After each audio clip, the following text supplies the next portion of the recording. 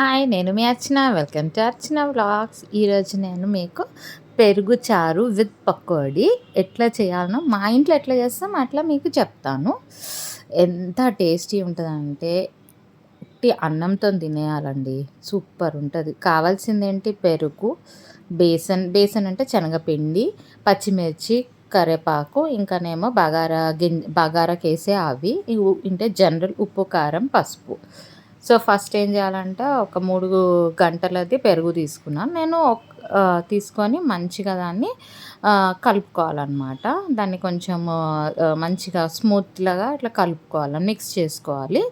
ఆ మిక్స్ చేసుకునే దాంట్లో మనము ఒక కప్పు నేను అంటే 3 గంటల పెరుగుకి ఒక 3 మంచిగా పెద్ద స్పూన్స్ బేసన్ ఏసేసుకున్నాను. బేసన్ శనగపిండి, మేము బేసన్ అంటాము.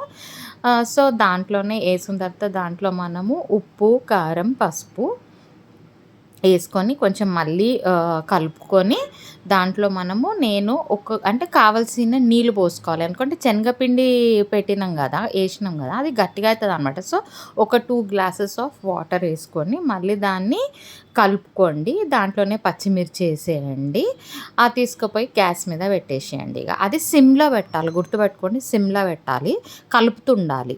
సో ఇప్పుడు మనం పకోడీకి మంచి సన్నగా కట్ చేసుకున్న ఆనియన్స్ కావాలి. దాంట్లో జస్ట్ పసుపు, ఉప్పు, కారం ఈ 3 ఏసేసుకొని కలుపుకొని అందులో మళ్ళీ బేసన్ ఏసుకోవాలి. బేసన్ అంటే క్వాంటిటీని తగ్గట్టు, మరీ ఇట్లా కొంచెం ఎక్కువ ఏసుకోవద్దు.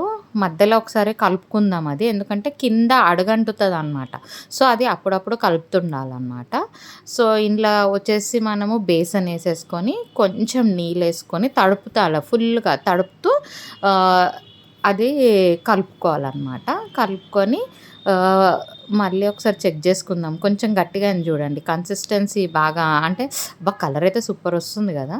సో కడాయి పెట్టుకొని పకోడీలు వేసేసుకుందాం. ఇప్పుడు కడాయి పెట్టుకొని నూనె వేసుకొని అందులో మనము వేడైనాక మనము ఈ పకోడీ ఉంటుంది కదా తీసేసుకొని కొంచెం కొంచెం అందులో వేసేసుకోవాలన్నమాట. అది మంచిగా వేడైనాక వేసేసుకుంటే నీకు మంచి కలర్ వస్తుందన్నమాట. ఆల్రెడీ మనం పసుపు వేసినాం కాబట్టి నీకు మంచి కలరే వస్తుంది. మంచిగా బ్రౌన్ అయినాక అవి అందులో నుంచి తీసేసి ఇక్కడ పక్కన మనము అది గ్యాస్ మీద ఇంకొక దాని మీద చారు ఉంది కదా, పెరుగు చారు, అందులో డైరెక్ట్ ఇంట్లోకి వెళ్ళి తీసి అందులో వేసేసేయాలి వేడి వేడిగా. ఎందుకంటే అప్పుడే అది పెరుగులో వేసినాం కదా, చారులో వేసిందంతా వేడి వేడిగా వేసినప్పుడు అది మొత్తము పీల్చుకుంటుంది అనమాట.